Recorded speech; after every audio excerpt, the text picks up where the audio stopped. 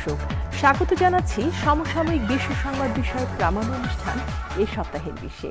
আর আপনাদের সাথে আছি আমি শাহানা চৌধুরী সুমি।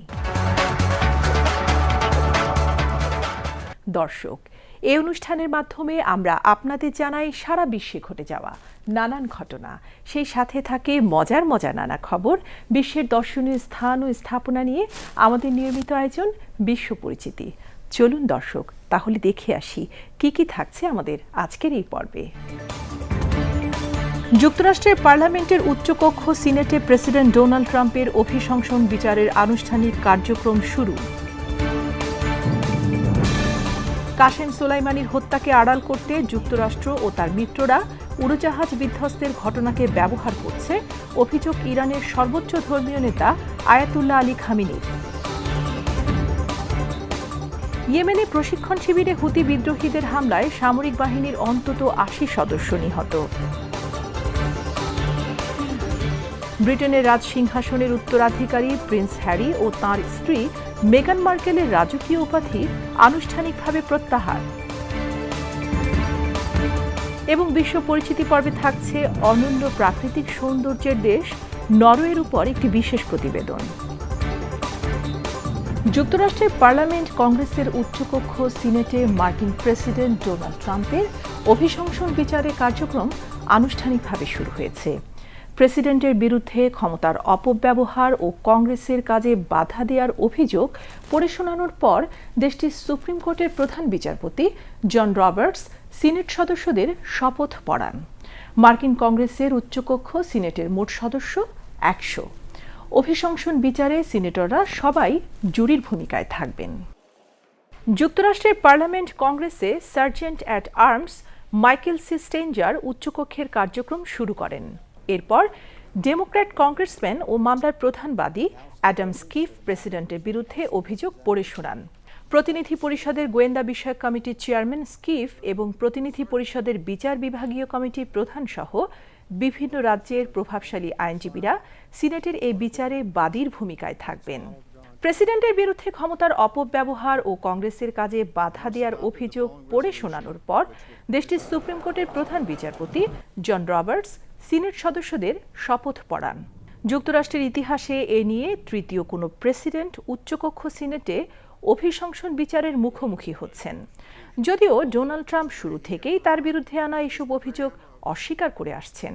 প্রেসিডেন্টের দায়িত্ব থেকে তাকে সরিয়ে দিতে কংগ্রেসের পুরো বিচার প্রক্রিয়াকে ধোঁকাবাজি হিসেবেও অভিহিত করেন তিনি। এর আগে প্রেসিডেন্টকে অভিশংসনের অভিযোগগুলো উচ্চকক্ষ সিনেটে পাঠানোর একটি প্রস্তাব মার্কিন কংগ্রেসের নিম্নকক্ষ প্রতিনিধি পরিষদে ২২৮-১৯১ ভোটে পাশ হয়। প্রেসিডেন্টকে দায়িত্ব থেকে সরিয়ে দিতে সিনেটের ২/৩ সদস্যের সমর্থন লাগবে। রিপাবলিকান সংখ্যাগরিষ্ঠ উচ্চকক্ষে তা এক প্রকার অসম্ভব বলেই ধারণা পর্যবেক্ষকদের। ইরানের সর্বোচ্চ ধর্মীয় নেতা আয়াতুল্লাহ আলী খামেনি জাতীয় ঐক্যের আহ্বান জানিয়েছেন। মার্কিন ড্রোন হামলায় ইরানের জেনারেল কাশেম সোলাইমানির হত্যার বিষয়টিকে আড়াল করতে যুক্তরাষ্ট্র ও তার মিত্ররা উড়োজাহাজ বিধ্বস্তের ঘটনাকে ব্যবহার করছে বলে অভিযোগ করেন তিনি।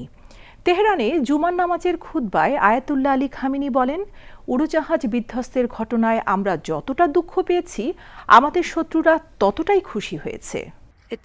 গত ৮ই জানুয়ারি ইউক্রেনের যাত্রীবাহী উড়োজাহাজ ইরান ভূপাতিত করলে ১৭৬ জন আরোহীর সবাই নিহত হন। প্রতিবাদে বিক্ষোভ শুরু করে ইরানের সাধারণ জনগণ। ক্ষেপণাস্ত্র ছুড়ে বিমান ভূপাতিত করার বিষয়টি অস্বীকার করার কারণে সংশ্লিষ্ট কর্মকর্তাদের মিথ্যাবাদী বলেও অভিহিত করেন বিক্ষোভকারীরা। এমনই পরিস্থিতিতে ইরানের সর্বোচ্চ ধর্মীয় নেতা আয়াতুল্লাহ আলী খামেনি দেশটির রাজধানী তেহরানে শুক্রবারের জুম্মার নামাজে ইমামতি করলেন। গত ৮ বছরের মধ্যে এই প্রথমবার তিনি এই দায়িত্ব পালন করেন। জুম্মার খুতবায় তিনি দেশবাসীকে ঐক্যবদ্ধ থাকার আহ্বান জানান।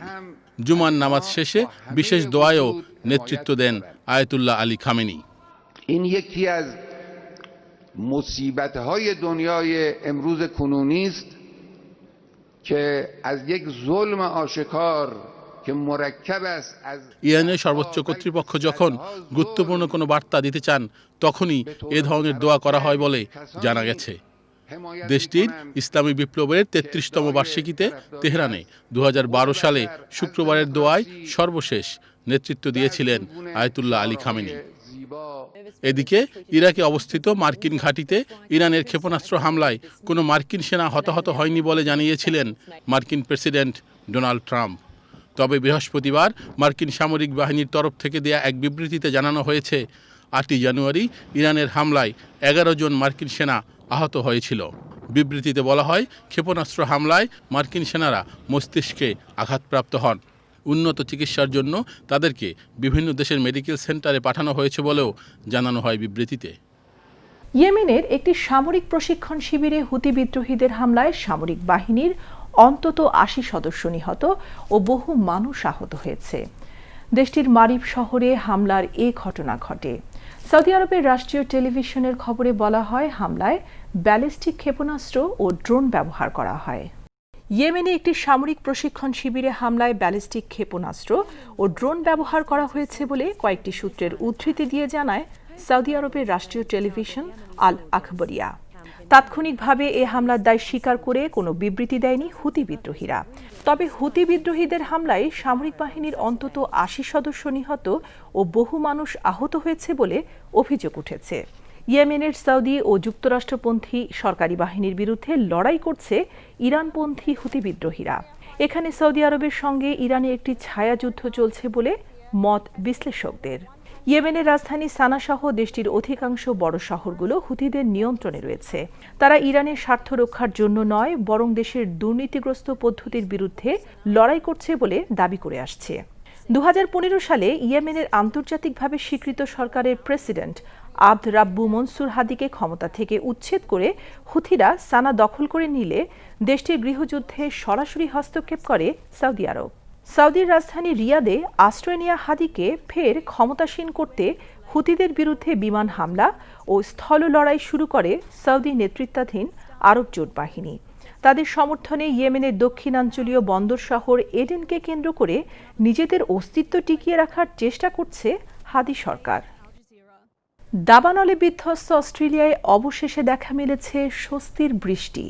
3 মাসেরও বেশি সময় ধরে চলা ভয়াবহ দাবানল নিয়ন্ত্রণে এই বৃষ্টি বেশ সাহায্য করেছে বলে জানিয়েছে দেশটির দমকল কর্মীরা। অস্ট্রেলিয়ার আবহাওয়া অফিস জানায়, সপ্তাহ জুড়ে আরও বেশি বৃষ্টিপাতের সম্ভাবনা রয়েছে। এ যেন সুখের বৃষ্টি, যেন স্বস্তির বৃষ্টি। বলছি, 3 মাসেরও বেশি সময় ধরে দাবানলে আক্রান্ত অস্ট্রেলিয়ার কথা। গত সেপ্টেম্বর থেকে প্রচণ্ড তাপমাত্রা ও আগুনের বলয়ে আটকা পড়েছিল মানুষজন ও পশু পাখি।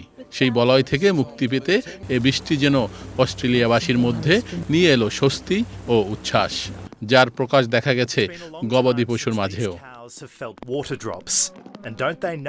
We need a bit of rain and water to help with the fires, especially because how dry it was the past couple of days. We're thrilled. We're thrilled And with the rain. so relieved to have some dampness in the air because it makes things safe for a little while. But we need more. We need lots more. গত বছরের September থেকেই জ্বলছে Australia. দাবানলে পুড়ে ছাই বিস্তীর্ণ বনাঞ্চল, নষ্ট হয়ে গিয়েছে একরের পর একর জমি, অসহায়ের মতো প্রাণ হারিয়েছে বহু বন্যপ্রাণী। দমকল কর্মী, সেনাবাহিনী কিংবা নৌবাহিনীর সদস্যদের অক্লান্ত পরিশ্রমেও নেভানো যায়নি আগুন। আর তাই তো এবারের দাবানলকে অস্ট্রেলিয়ার ইতিহাসে সবথেকে ভয়ঙ্করতম দাবানল বলে আখ্যা দেয়া হয়েছে। ভয়াবহ দাবানল থেকে বাঁচতে সৃষ্টিকর্তার কাছে বৃষ্টির জন্য প্রার্থনাও করেছেন দেশটির সব ধর্মাবলম্বী মানুষ। অবশেষে হাজির হয় বৃষ্টি, আর এই বৃষ্টি চলমান থাকলে ভয়াবহ দাবানল থেকে মুক্তি মিলবে বলে আশা অস্ট্রেলিয়াবাসীর। আর সপ্তাহ জুড়ে আরও বৃষ্টি ঝরবে বলে পূর্বাভাস দিয়েছে দেশটির আবহাওয়া অফিস। তবে গোটা অস্ট্রেলিয়ার দাবানল থামাতে এই বৃষ্টি যথেষ্ট নয় বলে জানিয়েছে আন্তর্জাতিক সংবাদ মাধ্যম। দেশটির দক্ষিণের অনেক এলাকায় এখনও দাবানল অব্যাহত আছে। এরই মাঝে স্বস্তির খবর দিয়েছে অস্ট্রেলিয়ার আবহাওয়া অফিস। তারা জানায়, দেশটির বিভিন্ন এলাকায় মার্চের 1 তারিখ থেকে বৃষ্টি হওয়ার সম্ভাবনা 50%। আর তাই এ মার্চে নিপতে পারে অস্ট্রেলিয়ার ভয়াবহতম দাবানল। সে আশায় বুক বেঁধে আছে অজিরা। যুক্তরাজ্যের duke of Sussex prince Harry ও তার স্ত্রী ডাচেস অব সাসেক্স মেগান মার্কেল তাদের রাজকীয় উপাধি আর ব্যবহার করতে পারবেন না। বাকিংহাম প্রাসাদের পক্ষ থেকে এ তথ্য জানানো হয়েছে। চলতি বছরের বসন্ত থেকে এটি কার্যকর হবে।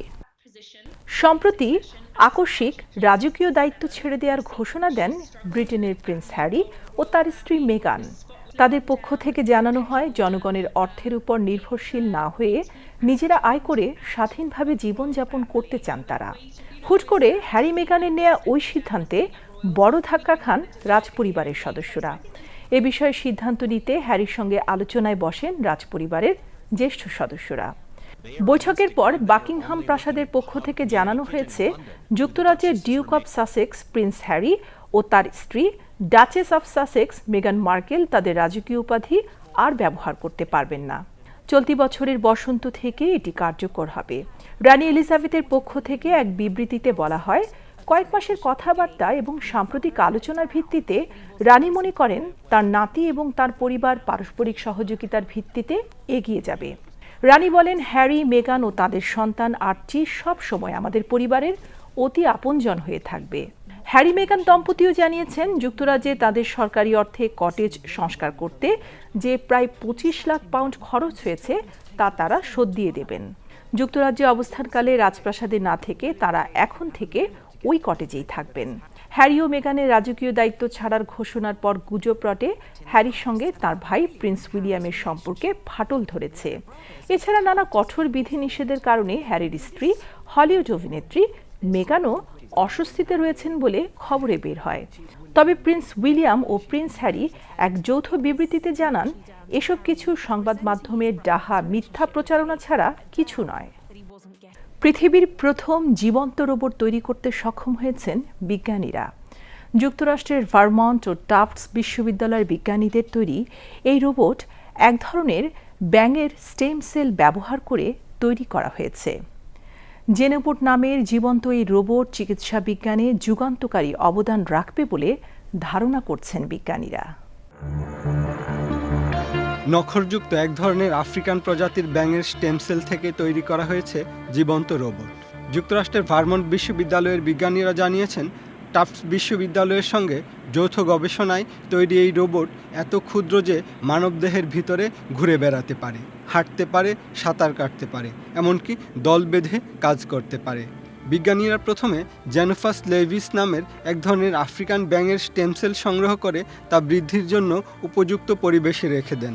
পরে ওই বৃদ্ধিপ্রাপ্ত স্টেম সেল একটি সুপার কম্পিউটার দ্বারা ডিজাইনকৃত নির্দিষ্ট আকৃতিতে কেটে নেওয়া হয়, আর তারপর থেকে ওই কোষগুলো নিজেই নিজের কাজ করতে পারে।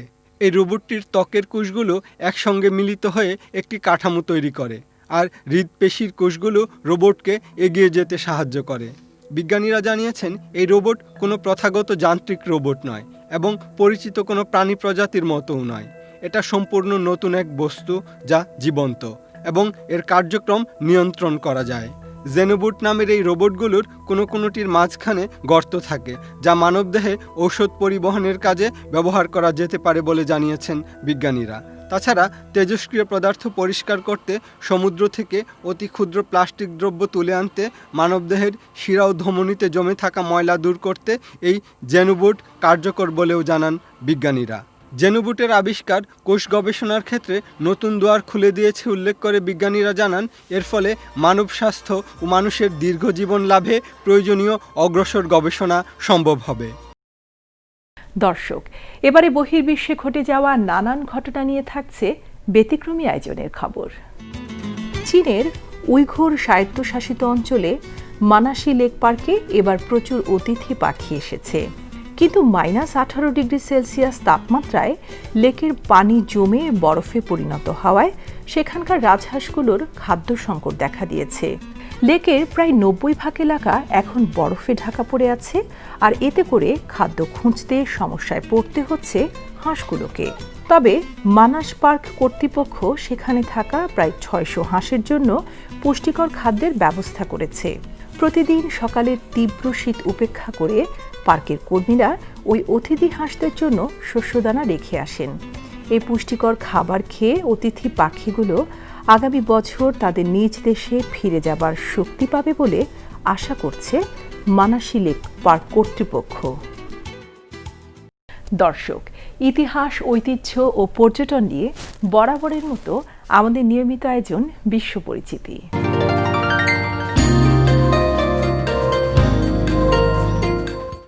উত্তর ইউরোপের স্ক্যান্ডিনেভিয়ান দেশ নরওয়ে।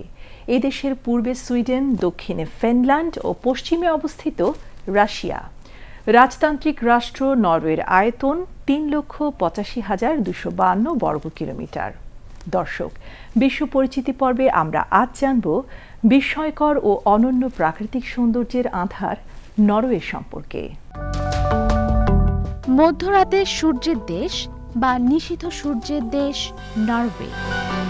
এই দেশটির পরিচয় মূলত শান্তির দেশ হিসেবে। তবে নরওয়ের বিশেষত্ব হল এর বিস্ময়কর প্রাকৃতিক সৌন্দর্য। রূপকথার গল্পের মতো সুন্দর সব সমুদ্রখাত, অরোরা বোরিয়ালিস বা উত্তরের আলো, তুষার ঢাকা বিস্তৃত মালভূমি আর অবিশ্বাস্য সুন্দর সব পর্বতমালা বিস্মিত করে প্রকৃতিপ্রেমীদের। লোফুটেন নরওয়ের সৌন্দর্যের আধার বলা হয় উত্তর নরওয়েতে অবস্থিত এই দ্বীপপুঞ্জকে। এখানে দৃষ্টিনন্দন বেলাভূমি থেকে শুরু করে আরও রয়েছে সুউচ্চ পর্বতশ্রেণী, রহস্যময় সমুদ্রখাড়ি, ছবির মতো সুন্দর জেলেদের গ্রাম আর সবুজের সমারোহ। জানা যায় যে এই দ্বীপে জনবসতি রয়েছে 11,000 বছর ধরে, যদিও প্রত্নতত্ত্ব বিভাগ শুধু 5,000 বছরের পুরনো বসতির সন্ধান পেয়েছেন। লৌহযুগের ধ্বংসাবশেষ ছাড়াও ভাইকিং ইতিহাসের জন্য বিখ্যাত লোফুটেন। এখানে একটি ভাইকিং মিউজিয়াম রয়েছে, যা ভাইকিং ইতিহাসের বিভিন্ন সাক্ষ্য বহন করে আছে। লোফুটেনে সারা বিশ্বের পর্যটকদের জন্য মূল আকর্ষণ হচ্ছে এখানকার শুভ্র বালির সৈকত। ফিওর্ডের প্রবেশদ্বার বলা হয় বার্গেনকে। টাটকা সামুদ্রিক খাবার, জাদুঘর এবং আর্ট গ্যালারির জন্য বিখ্যাত বার্গেন। সমুদ্রের কোল ঘেঁষে নানা রঙের শত শত সম্পূর্ণ কাঠের তৈরি ঘর আর শহরের পেছনে সবুজ বনে ঢাকা 7টি পাহাড় বিমোহিত করে পর্যটকদের। ট্রমসো উত্তর নরওয়ের সবচেয়ে বড় শহর। আর্কটিক অঞ্চলের রাজধানী উপাধি দেওয়া হয়েছে এই ট্রমসোকে।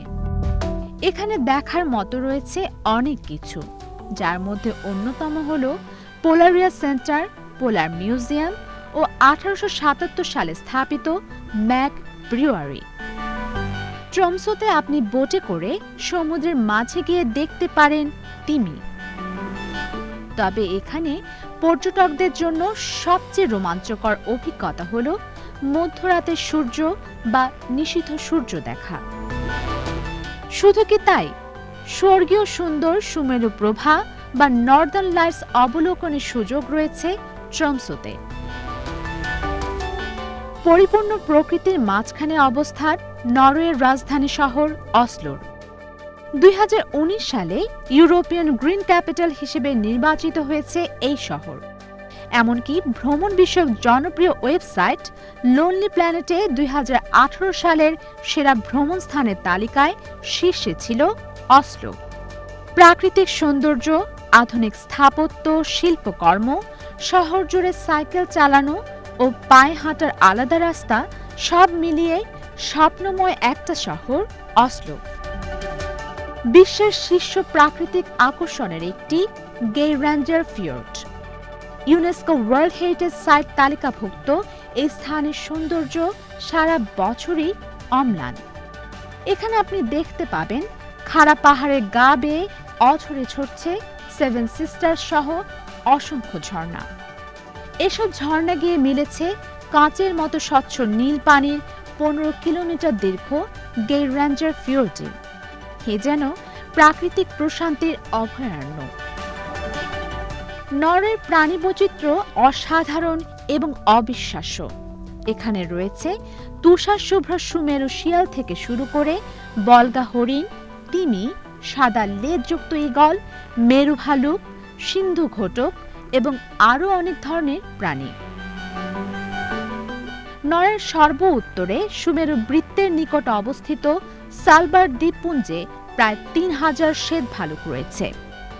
নরওয়ে একটি বহুল পরিচিত ও জনপ্রিয় পর্যটক এলাকা ফ্লাম। সোগনেফিওর্ডের শাখা অরলেন্সফিওর্ডের ছোট্ট গ্রাম এটি। ফ্লাম শব্দের অর্থই হচ্ছে কল্পনার মতো সুন্দর। পাহাড়ের সারি ভেদ করে ২০ কিলোমিটার জুড়ে রয়েছে একটা রেলপথ, যা আপনাকে নিয়ে যাবে ছোট্টবেলার কল্পনার জগতে।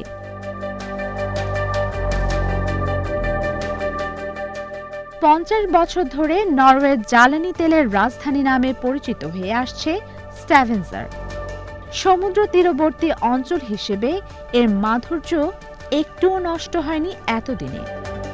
এমনকি হাইকিংয়ের জন্য সারা বিশ্বে জনপ্রিয়তা পেয়েছে নরওয়ের এই অঞ্চল। সোগনিফিয়র্ড হচ্ছে নরওয়ের দীর্ঘতম এবং গভীরতম ফিয়র্ড।